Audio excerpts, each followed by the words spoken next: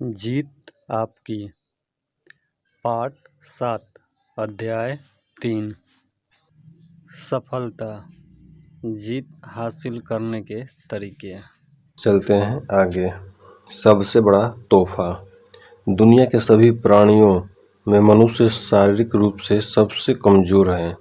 आदमी चिड़िया की तरह उड़ नहीं सकता, तेंदुए से तेज दौड़ नहीं सकता, एलिगेटर की तरह तैर नहीं सकता और बंदर की तरह पेड़ पर चढ़ नहीं सकता। आदमी की आंख चील की तरह देख नहीं सकती, वैसी तेज नहीं है।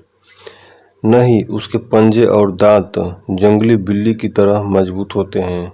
जिस्मानी तौर पर आदमी बेहद लाचार और असुरक्षित होता है। वह एक छोटे से कीड़े के काटने से मर सकता है, लेकिन कुदरत समझदार और दयालु है।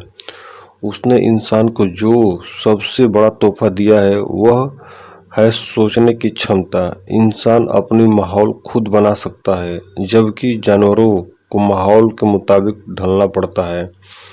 दुख की बात है कि कुदरत के इस सबसे बड़े तोहफे का पूरा इस्तेमाल बहुत कम लोग कर पाते हैं। असफल लोग दो तरह के होते हैं, वे जो करते तो हैं लेकिन सोचते नहीं। दूसरे वे जो सोचते हैं लेकिन कुछ करते नहीं। सोचने की क्षमता का इस्तेमाल किए बिना जिंदगी गुजारना वैसा ही है जैसा कि बिना निशाना लगाए गोली दागना। जिंदगी उस रेस्तरां कैफेटेरिया की तरह है जहां हमको खुद सर्विस करनी पड़ती है। वहां हम अपनी ट्रे उठाते हैं, खाना चुनते हैं और उसका भुगतान करते हैं। अगर हम कीमत चुकाने को तैयार हैं तो वहां से कोई भी चीज़ ले सकते हैं। अगर हम कैफेटेरिया में किसी के आकर खाने परोसने का इंतज़ार करेंगे तो इंतज़ार ही करते रह जाएंगे। ज़िंदगी भी वैसे ही है। हम चुनाव करते हैं और फिर कामयाब होने के लिए कीमत चुकाते हैं। ज़िंदगी चुनाव और समझौतों से भरी हुई है। भाग्य केवल संयोग पर निर्भर नहीं होता, बल्कि हम उसे अपने लिए चुनते हैं। वह इंतज़ार करने की नहीं, बल्कि हासिल करने की चीज़ है। यहाँ दोनों बातें एक दूसरे का विरोध करती है। अगर जिंदगी चुनाव से भरी हुई है तो समझौते का सवाल कहाँ उठता है। यकीनन समझौता भी एक चुनाव है। आइए इस पर विचार करें। जिंदगी चुनाव से कैसे भरी है। जब हम अधिक खाना खाते हैं तो अपना वजन बढ़ाने का चुनाव खुद करते हैं। जब हम अधिक शराब पीते हैं तो दूसरे दिन सिर में दर्द पा लेने का चुनाव हमारा अपना ही होता है। अगर हम शराब पीकर गाड़ी चलाते हैं तो दुर्घटना में खुद को या किसी और को मार लेने का खतरा खुद चुनते हैं। जब हम दूसरों के साथ बुरा व्यवहार करते हैं तो इस बात का चुनाव खुद करते हैं कि दूसरे भी हमारे साथ बुरा व्यवहार करें। जब हम दूसरों की परवाह नहीं करते तो यह चुनाव हम खुद करते हैं कि दूसरे भी हमारी परवाह न करें। हर चुनाव का एक नतीजा भी होता है। हम चुनाव करने के लिए तो स्वतंत्र होते हैं, लेकिन उसके बाद वह चुनाव हमें नियंत्रित करने लगता है। दूसरों से कुछ अलग बनने के लिए हम सबके पास बराबर का मौका होता है। जिंदगी की तुलना गीली मिट्टी से की जा सकती है।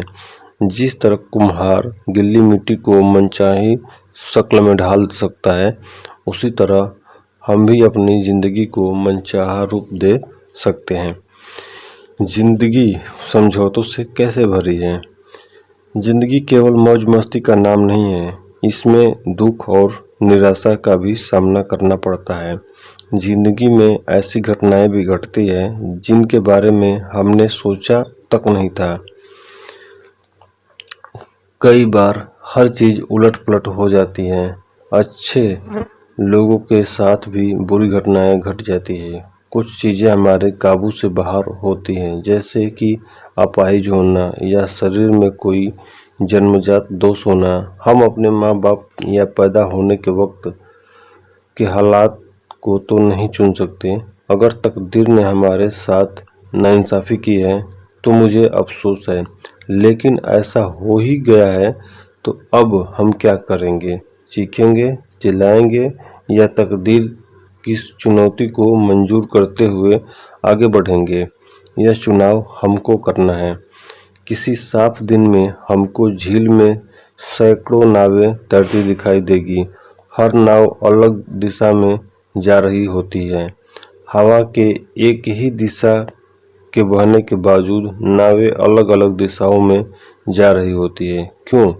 इसलिए कि उनमें पाल शमियाना तो को उसी ढंग से लगाया जाता है और इसका फैसला नाविक करता है। यही बात हमारी ज़िंदगी पर भी लागू होती है।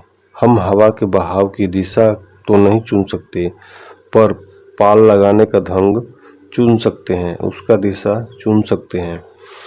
सेहत, खुशी और सफलता हर आदमी के जूझने की क्षमता पर निर्भर होती है। बड़ी बात यह नहीं है कि हमारी ज़िंदगी में क्या घटित होता है, बल्कि यह है कि जो घटित होता है हम उसका सामना कैसे करते हैं।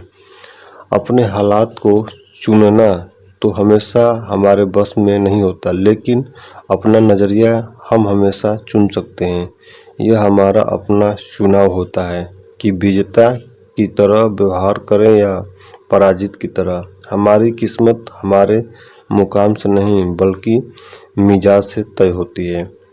इंद्रधनुष के बनने के लिए बारिश और धूप दोनों की ज़रूरत होती है। हमारी ज़िंदगी भी कुछ ऐसी ही है, उसमें सुख और दुख भी है, अच्छाई है तो बुराई भी है और उजाला है तो अंधेरा भी है।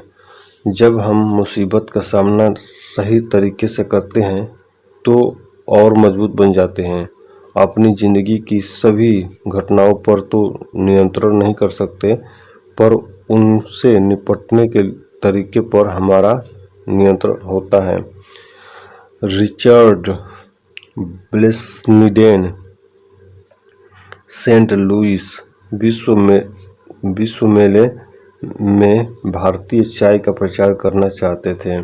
वहाँ काफ़ी गर्मी थी, इसलिए उनकी चाय कोई नहीं पीना चाहता था। उसी बीच उन्होंने देखा कि ठंडे ड्रिंक्स की खूब बिक्री हो रही है। उनके मन में ख्याल आया कि क्यों न अपनी चाय में चीनी मिलाकर उसे ठंडे ड्रिंक के रूप में बेचें। उन्होंने ऐसा ही किया और लोगों ने उनकी ड्रिंक को खूब पसंद किया। दुनिया में ठंडी चाय का चलन वहीं से शुरू हुआ। आदमी कोई बाजफल नहीं है जिसके पास कोई विकल्प नहीं होता। बाजफल खुद यह तय नहीं कर सकता कि वह विशाल वृक्ष बन जाए या गिलहरियों का भोजन बने, लेकिन मनुष्य चुनाव कर सकता है। अगर हमारे पास नींबू हो तो हम उसे आँख में डालकर चिला सकते हैं और उसकी शिकंजी बनाकर उसे पी भी सकते हैं। अगर हालात बिगड़ जाएं, कभी न कभी ऐसा होता ही है, तो यह हम पर निर्भर होता है कि उनका सामना जिम्मेदारी से करें या खींचते हुए करें। इंसान को कामयाब बनाने वाली खूबियाँ। पहला, इच्छा। सफल होने की प्रेरणा किसी मकसद को हासिल करने की गहरी इच्छा से जन्म लेती है। नेपोलियन हिल ने लिखा है, इंसान का दिमाग जिन चीज़ों को सोच सकता है या जिन चीज़ों पर यकीन कर सकता है उन्हें हासिल भी कर सकता है। एक युवक ने सुकरात से सफलता का रहस्य पूछा। सुकरात ने उससे दूसरे दिन सुबह नदी के किनारे मिलने के लिए कहा। दूसरे दिन युवक सुकरात से मिलने नदी के किनारे पहुंचा तो उन्होंने उसे नदी की ओर चलने के लिए कहा।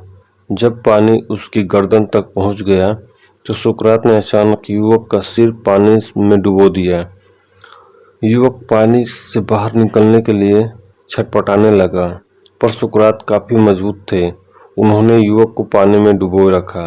युवक का शरीर जब नीला पड़ने लगा तब सुकरात ने उसका सिर पानी से बाहर निकाला। सिर बाहर निकलते ही युवक ने सबसे पहले हवा में एक गहरी सांस ली। सुकरात ने युवक से पूछा, जब तुम पानी के अंदर थे तो तुम्हें किस चीज़ की ज़रूरत सबसे ज़्यादा महसूस हो रही थी?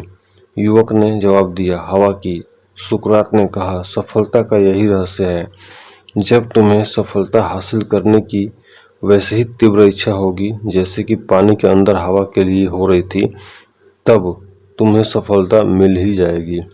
गहरी इच्छा हर उपलब्धि की शुरुआत बिंदु होती है। जिस तरह आग की एक छोटी लपटें अधिक गर्मी नहीं दे सकती, वैसे ही कमजोर इच्छा बड़े नतीजे नहीं दे सकते। वचनबद्धता। दूसरा, वचनबद्धता, कमिटमेंट। सिर्फ सफल होने की कोशिश न करें, बल्कि मूल्य आधारित जीवन जीने वाला मनुष्य बनने की कोशिश कीजिए। वचनबद्धता की इमारत ईमानदारी और समझदारी के खंभों पर टिकी होती है। इस बात को उस मैनेजर ने बहुत अच्छी तरह जाहिर किया था, जिसने अपने स्टाफ के सदस्यों से कहा, ईमानदारी का मतलब यह है कि पैसे का नुकसान होने पर भी अपना वचन निभाएं, और बुद्धिमत्ता का अर्थ यह है कि ऐसे बेवकूफ़ी भरे वादे न करें। समृद्धि और सफलता हमारे विचारों और फैसलों पर चलती है। समृद्धि और सफलता हमारे विचारों और फैसलों का नतीजा होती है। हमारे जीवन को कैसे विचार प्रभावित करेंगे, इसका फैसला हमें ही करना है। सफलता इत्तेफाक से नहीं मिलती, यह हमारे नज़रिए का नतीजा होती है। जीत के लिए वचनबद्धता जरूरी है। जीत के लिए खेलने और हार से बचने के लिए खेलने, इन दोनों में बहुत बड़ा फर्क होता है। जब हम जीतने के लिए खेलते हैं तब पूरे उत्साह और वचनबद्धता के साथ खेलते हैं, लेकिन जब हम न हारने के लिए खेलते हैं तब हमारे खेल में कमजोरी होती है। जब हम हार से बचने के लिए खेलते हैं तो दरअसल हम नाकामयाबी को टालने के लिए खेलते हैं। हम सभी जीतना चाहते हैं, लेकिन जीत की तैयारी की कीमत चुकाने के लिए बहुत कम लोग तैयार होते हैं। विजेता जीतने के लिए खेलता है, वह जीतने के लिए वचनबद्ध होते हैं और खुद को उसी मुताबिक ढाल लेते हैं। जीत के लिए खेलने के पीछे कोई प्रेरणा होती है, जबकि हार से बचने के लिए खेलने के कारण हताशा होती है, डिप्रेशन होता है। हमें आदर्श परिस्थितियाँ कभी नहीं मिलती, वैसी परिस्थितियाँ कभी बनेंगी भी नहीं। आप लक्ष्य तक न तो किनारे खड़े रहकर पहुंच सकते हैं और न ही धारा के साथ बहकर।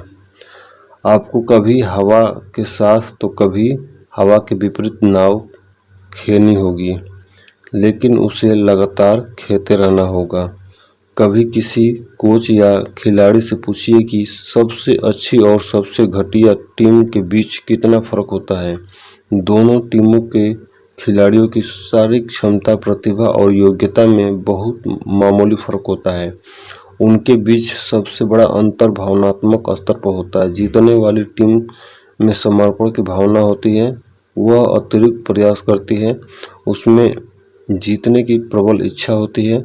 एक विजेता के लिए मुकाबला जितना कड़ा होता है, प्रोत्साहन उतना ही बढ़ जाता है, प्रेरणा और प्रबल हो जाती है, कार्यक्षमता बढ़ जाती है, जीत का आनंद बढ़ जाता है।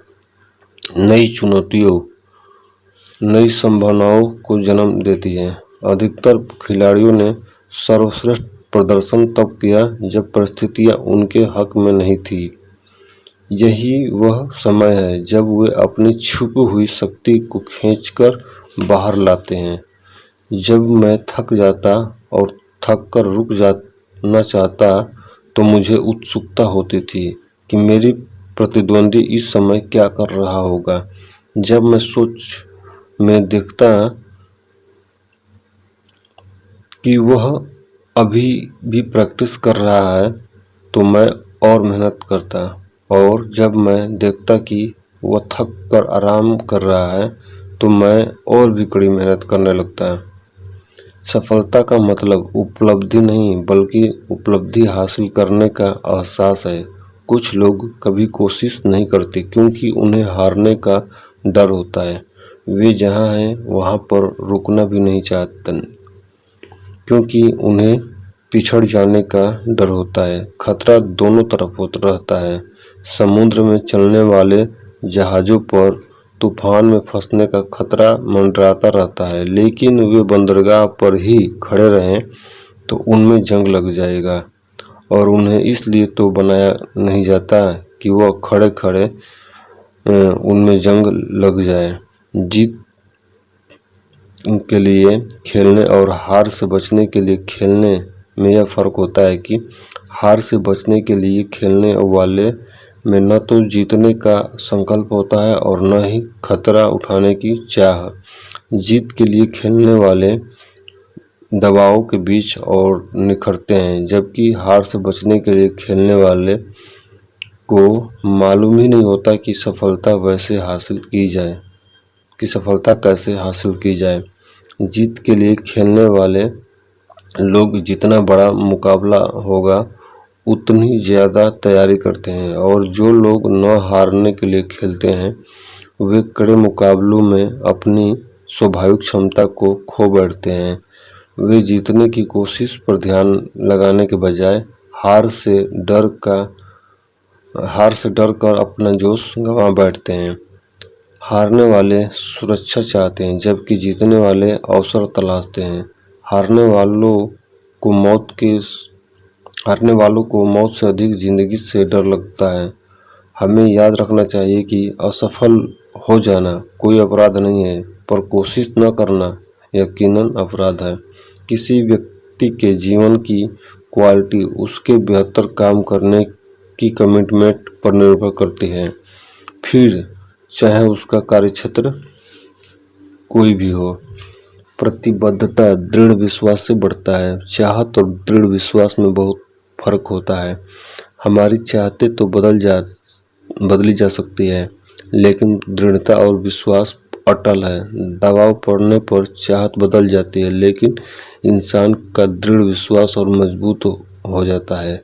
इसलिए इंसान की सोच अच्छी होनी चाहिए ताकि वह सार्थक चीज़ों में ही मजबूती से विश्वास करे, क्योंकि प्रतिबद्धता से ही बढ़ता है। जिम्मेदारी जब हमारी दिली इच्छा भी बन जाती है तो उससे संतोष और खुशी मिलती है। चरित्रवान लोग जिम्मेदारियों को कबूल करते हैं, वे फैसले लेते हैं और अपनी तकदीर खुद संवारते हैं। जिम्मेदारी कबूल करने पर खतरा उठाना पड़ता है, जवाबदेह होना पड़ता है। कई बार इससे दिक्कत महसूस होती है। ज़्यादातर लोग बिना कोई जिम्मेदारी लिए अपनी आराम गाह में हाथ पर हाथ रखकर बैठे रहना पसंद करते हैं। वे कुछ कर गुजरने के बजाय जिंदगी इस इंतजार में बिताते हैं कि कुछ होगा।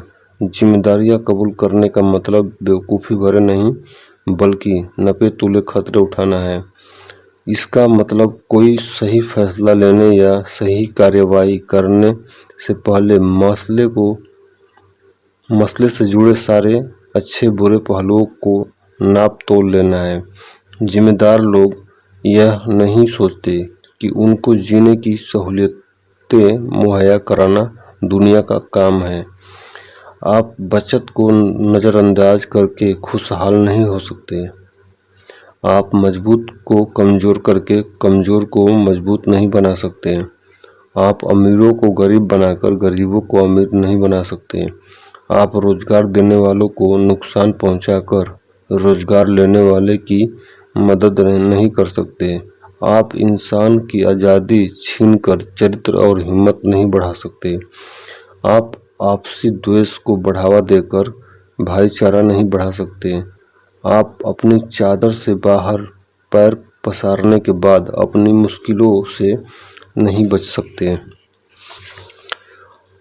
उन कामों को करके जो लोग खुद कर सकते हैं और जो उन्हें करने की ज़रूरत है, जो उन्हें करनी ही चाहिए, आप उनकी परमानेंट मदद नहीं कर सकते। अगर हम किसी बर्फीली पहाड़ी पर चढ़ रहे हैं या कोई लड़ाई लड़ रहे हो तो केवल एक गलती की वजह से हमारी जान जा सकती है, लेकिन हम में से ज़्यादातर लोगों के लिए गलती से ज़्यादा अहम गलती के बारे में हमारा बर्ताव होता है। जिम्मेदार लोग अपनी गलतियों को कबूल करते हैं और उनसे सीखते हैं, लेकिन कुछ ऐसे लोग भी होते हैं जो अपनी गलतियों से कभी सीख नहीं लेते। हम अपनी गलतियों के बारे में 3 तरह का नज़रिया अपना सकते हैं। उन्हें नज़रअंदाज कर सकते हैं, उनसे इनकार कर सकते हैं, उन्हें स्वीकार करके फिर कभी न दोहराने की सीख ले सकते हैं। तीसरे विकल्प को अपनाने के लिए हिम्मत चाहिए। इसको अपनाने में खतरे तो हैं, पर यह लाभदायक भी है। इसके बजाय अगर हम अपनी गलतियों की पैरवी शुरू कर देते हैं तो दरअसल हम उन पर काबू पाने के बजाय उन्हें अपने जीवन का केंद्र बिंदु बना लेते हैं। जब हालात बिगड़ जाते हैं तो नकारात्मक लोग एक दूसरे पर इल्ज़ाम लगाने लगते हैं। एक कंपनी का प्रेसिडेंट रिटायर हो रहा था। विदाई की पार्टी के बाद उसने कंपनी के नए प्रेसिडेंट को 2 लिफाफे देते हुए कहा, अगर तुम्हारे सामने कोई ऐसी समस्या आ जाए जिसे तुम खुद हल न कर पाओ तो पहला लिफाफा खोल लेना। इस तरह की समस्या फिर आने पर दूसरा लिफाफा खोल लेना। कुछ साल बाद नए प्रेसिडेंट के सामने एक बड़ी समस्या आई। उसने सुरक्षित रास्ता अपनाते हुए पिछले प्रेसिडेंट का दिया हुआ पहला लिफाफा खोला। उसमें लिखा था, सारा दोष पिछले वाले प्रेसिडेंट पर डाल दो। उसके कुछ साल बाद एक और समस्या आई तो नए प्रेसिडेंट ने दूसरा लिफाफा खोला। उसमें लिखा था, आने वाले प्रेसिडेंट के लिए 2 लिफाफे तैयार करो। कड़ी मेहनत, हार्ड वर्क। मैं भाग्य के बारे में कुछ नहीं जानता। मैंने इस पर कभी भरोसा नहीं किया और जो लोग इस पर एतबार करते हैं, भरोसा करते हैं, मुझे उनसे डर लगता है। मेरे लिए भाग्य का मतलब है कड़ी मेहनत और अवसर की पहचान। लुसीन बॉल का कहना है, सफलता इत्तेफाक से मिलने वाली चीज़ नहीं है। इसे पाने के लिए काफ़ी तैयारी और चरित्र की ज़रूरत होती है। ज़्यादातर लोग जीतना तो चाहते हैं, लेकिन जीत हासिल करने के लिए मेहनत और वक्त नहीं लगाना चाहते। सफलता पाने के लिए त्याग और आत्मानुशासन की ज़रूरत होती है। कड़ी मेहनत का कोई विकल्प नहीं है। हेनरी फोर्ड ने कहा था, आप जितनी कड़ी मेहनत करेंगे, भाग्य आप पर उतना ही मेहरबान होगा। दुनिया काम करने की चाह रखने वालों से भरी पड़ी है। कुछ लोग काम करना चाहते हैं और कुछ लोग चाहते हैं कि ऐसे लोग काम करते रहें। मैं आधे दिन काम करना चाहता हूँ। मुझे इसकी कोई परवाह नहीं कि यह पहले 12 घंटे हैं या बाद के 12 घंटे। कैमस विल्सन, CEO, हॉलिडे इन। जिस तरह किसी आदमी को शब्दकोश के पास बैठे रहने से शब्दों के हिज्जे नहीं आ जाते, उसी तरह कड़ी मेहनत किए बिना किसी काम को करने की क्षमता नहीं आती। पेशेवर लोग किसी काम को बड़ी आसानी से इसलिए कर लेते हैं कि वे अपनी काम की बुनियादी बातों में महारत हासिल कर चुके होते हैं। अगर लोगों को यह पता चल जाता है कि इस कुशलता को प्राप्त करने में मुझे कितनी मेहनत करनी पड़ी है, तो उन्हें मेरा काम बिल्कुल भी आश्चर्यजनक न लगता। अगर लोगों को यह पता चल जाता कि इस कुशलता को प्राप्त करने में मुझे कितनी मेहनत करनी पड़ी है, तो उन्हें मेरा काम बिल्कुल भी आश्चर्यजनक न लगता। एक आदमी अपने काम में अपनी शक्ति और योग्यता का केवल 25% ही इस्तेमाल करता है। दुनिया उन लोगों का सम्मान करती है जो अपनी 50% योग्यता तक का इस्तेमाल करते हैं और उन गिने चुने लोगों को सिर आंखों पर बिठाती है जो अपनी क्षमता का 100% इस्तेमाल करते हैं। Andrew Carnegie. सफल लोग यह नहीं पूछते कि कितना कम काम करना है, बल्कि वे ये पूछते हैं कि कितना ज़्यादा काम करना है। वे यह पूछते हैं कि कितने घंटे काम करना है, न कि यह पूछना चाहते हैं कि कितने कम समय तक काम करना है। अच्छे संगीतकार रोज घंटों तक रियाज करते हैं। जीतने वालों को अपनी कामयाबी कोई बड़ी बात नहीं लगती, क्योंकि उन्होंने उसके लिए लंबे समय तक कड़ी मेहनत की होती है। हम जिन चीज़ों का आनंद उठाते हैं वह किसी न किसी की कड़ी मेहनत का नतीजा होती है। कुछ काम आंखों को दिखाई पड़ते हैं और कुछ दिखाई नहीं पड़ते, लेकिन महत्वपूर्ण दोनों तरह के काम होते हैं। इसलिए अपना काम करके गर्व महसूस कीजिए और जब भी मौका मिले दूसरों की कड़ी मेहनत को तवज्जो और इज्जत देकर सराहिए।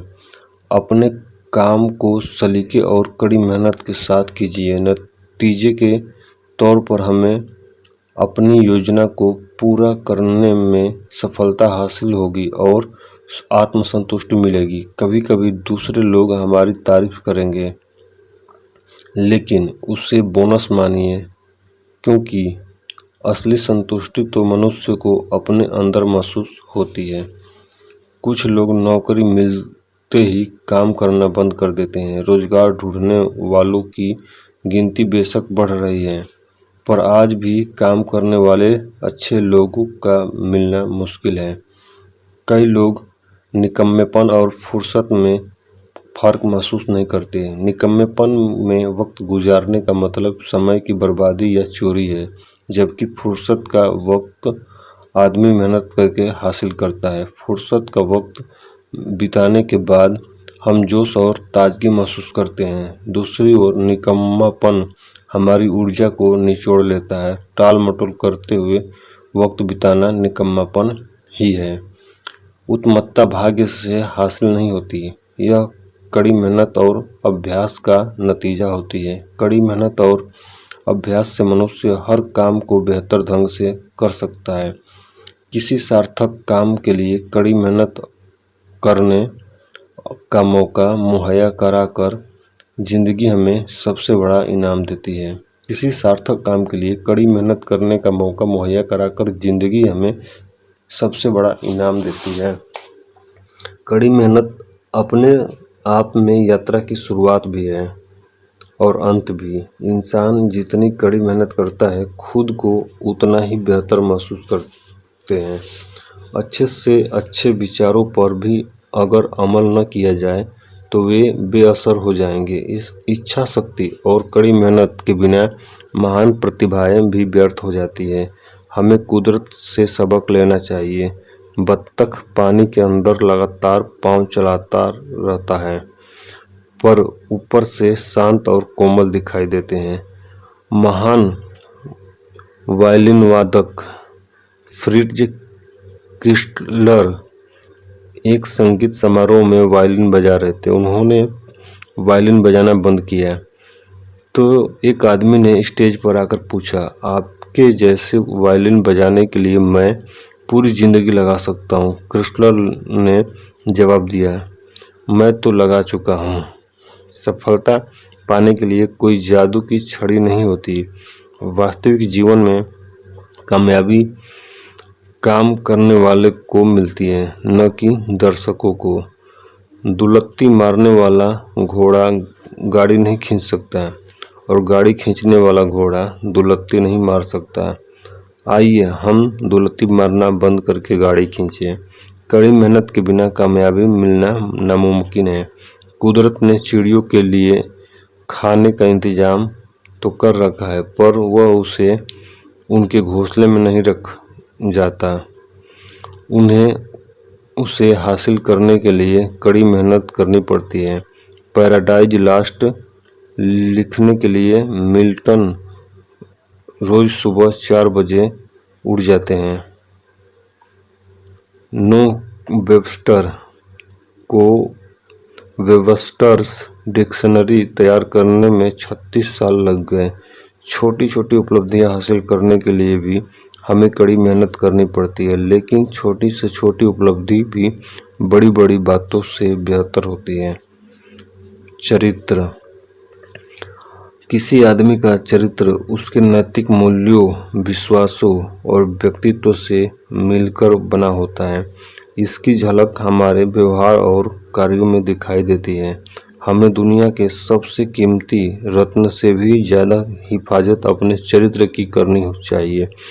विजेता बनने के लिए चरित्र आवश्यक है। जॉर्ज वाशिंगटन का कहना था, मुझे उम्मीद है कि मेरे पास उस चीज़ को कायम रखने लायक दृढ़ता और सद्गुण हमेशा बने रहेंगे जिसे मैं सभी उपाधियों से अधिक कीमती मानता हूँ, और वह चीज़ है एक ईमानदार आदमी का चरित्र। इतिहास का रुख चुनाव और लोगों की राय से नहीं बल्कि नेता के चरित्र से तय होता है। ईमानदारी के क्षेत्र में घालमेल की गुंजाइश नहीं होती। सफलता की राह में कई बाधाएं होती है। इनसे बचने के लिए चरित्र और कड़ी मेहनत की ज़रूरत होती है। ऐसा क्यों होता है कि ज़्यादातर लोग सफलता को तो पसंद करते हैं लेकिन सफल लोगों से नफरत करते हैं। जब भी कोई आदमी सामान्य स्तर से ऊपर उठता है तो उसकी टांग खींचने के लिए बहुत से लोग तैयार हो जाते हैं। हम जब किसी आदमी को पहाड़ की चोटी पर खड़ा देखते हैं तो सोचते हैं कि अक्सर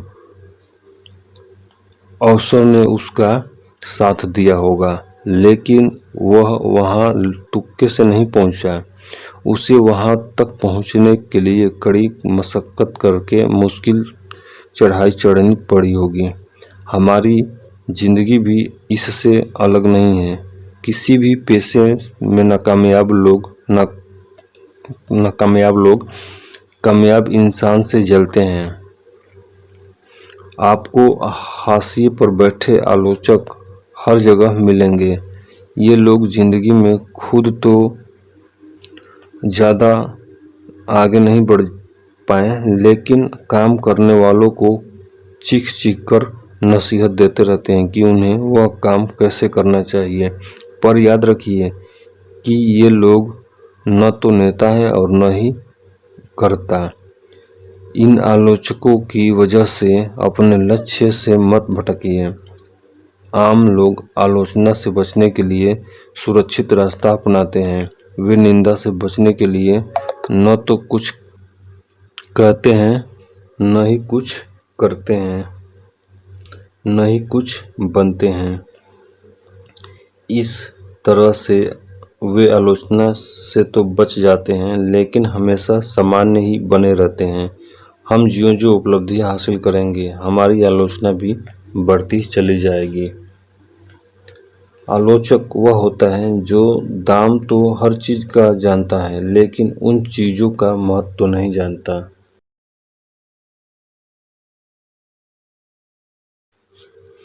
तो ओके फ्रेंड्स, आज का पार्ट यहीं पे ख़त्म करते हैं। आगे का पार्ट भी बहुत शानदार है, उसको आप ज़रूर सुनें। वो आपके लिए बहुत लाभदायक है, हमारे लिए बहुत लाभदायक है, और इसके लिए आप इस चैनल को सब्सक्राइब करके रखें। यदि सब्सक्राइब कर लिया है तो आपको बहुत बहुत धन्यवाद। और भी आपके मन में कोई विचार वगैरह है तो उसको आप कमेंट बॉक्स में लिखें, और फिर हम मिलते हैं अगले पार्ट में। इसी अध्याय का, तीसरा ही अध्याय का अगला पार्ट भी अभी बहुत बातें बताने वाला है हमें, बहुत कुछ उससे सीखने को मिलेगा। तो इस पार्ट को एंड करते हुए मिलते हैं हम अगले पार्ट में। तब तक के लिए नमस्कार, जय हिंद, बाय बाय।